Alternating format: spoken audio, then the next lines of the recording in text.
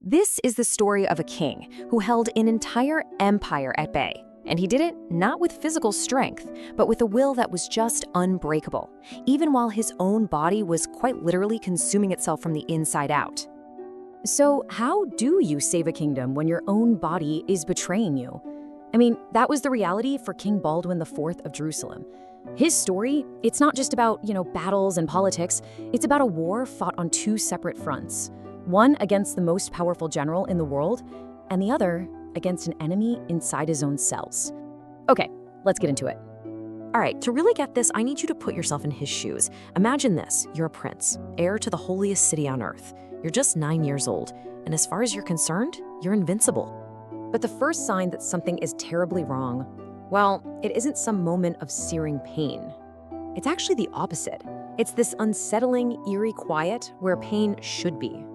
So, picture it. You're in the courtyard, wrestling with the other kids, other nobles, and you're good at it. You always win. But this time, something's different. As they're scratching you, digging their nails into your arm, you don't even flinch. You feel nothing.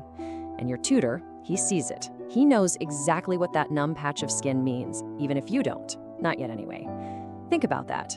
A whole kingdom's fate hanging on a feeling that just wasn't there. And by the time you're 11, the diagnosis is confirmed. Leprosy. Look, in the 12th century, that's not just a diagnosis, it's a final verdict. It's a death sentence. It means you're cast out, you have to warn people you're coming with a bell, and you're left to waste away in some colony, totally cut off from everyone you've ever known. But that is not your fate. And this is where things get so wild. You have this insane clash of realities. On one hand, society says you're an outcast, you should be hidden away. But on the other, destiny is screaming that you have to be a king. You're supposed to be in a colony waiting to die, but instead, you have to face down the most powerful empire in the known world. So a few years pass, and boom, the training wheels are ripped off. Your father dies, and suddenly the entire weight of a kingdom and the threat of an empire breathing down its neck, it all lands right on your shoulders. You're only 13, just 13 years old, and now you are King Baldwin IV of Jerusalem. A kid on a throne with a disease that's already starting to eat you alive. And yeah, a sick boy on a throne, that's like blood in the water for sharks. The vultures start circling immediately. From inside your own court, you've got barons who see your weakness as their big chance. And from the outside, you've got the greatest general of the era, Saladin, uniting the entire Muslim world, and he's got his eyes locked on one prize, your city, Jerusalem. So fast forward to when you were 16. Saladin decides it's time to make his move. He marches with an army of over 26,000 men. And what do you have? You're a teenager, your body is already betraying you, and you're leading just 375 knights. I mean, do the math. It's impossible. The situation is completely, utterly hopeless. Of course, your advisors are begging you, pleading with you to just hide, get behind the walls of Jerusalem and wait it out. But you refuse. Instead, you ride out to meet this massive army head on. Your fingers are so weak, you can't even grip the reins properly. Your sword has to be literally strapped to your arm. And then, against all logic, against all reason, you order the charge. What happens next is, well, it's nothing short of a miracle. Your tiny force of 375 knights just slams into this gargantuan army of 26,000, and Saladin's forces just shatter, they break. He himself barely gets away. You ride back into Jerusalem an absolute hero. And for just this one perfect, shining moment, it must have felt like anything was possible. But here's the thing, one incredible victory, no matter how glorious it is, can't stop the clock from ticking. Saladin might be gone for now, but the real enemy, the disease, it's relentless. And this time, it's got help from the inside, from your own court. And the progression of the leprosy is just brutal. It's so fast. By the time you're 18, your sword hand is useless. By 20, your legs give out completely. You have to be carried everywhere. And by 22, your sight starts to go. The darkness is closing in. The decay is just speeding up. So while your body is literally falling apart, your kingdom is threatening to do the exact same thing. Your own family is scheming for the throne, the barons are at each other's throats, and all the while, Saladin is out there, getting stronger, rebuilding his armies. But the most dangerous battlefield for you right now, it's your own palace. But this is what's so incredible. This is the core of his power. His body might be broken, completely shattered, but his mind, it's a razor. It's sharper than ever.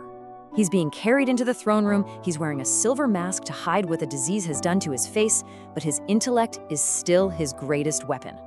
So when your reckless, ambitious brother-in-law goes and breaks a super important truce with Saladin, you don't hesitate. You act with this ice-cold resolve. You publicly strip him of all his power, just humiliate him. You appoint a regent that you trust, not the one your family wants. And that's the key, right? You always, always choose the kingdom's survival over family, over ambition, over everything.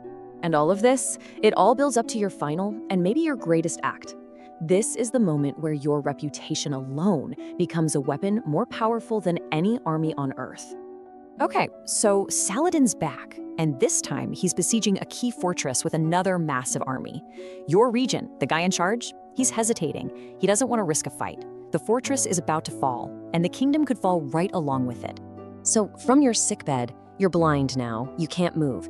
You give one last command. You tell your servants to carry you on a stretcher, a litter, all the way to the front lines. Can you imagine the scene? The entire army just goes silent. I mean, they've seen kings ride to war on huge war horses. They have never seen a king carried into battle. And what happens next is just mind-blowing. Saladin's scouts ride back and tell him the leper king is here. He's on the field.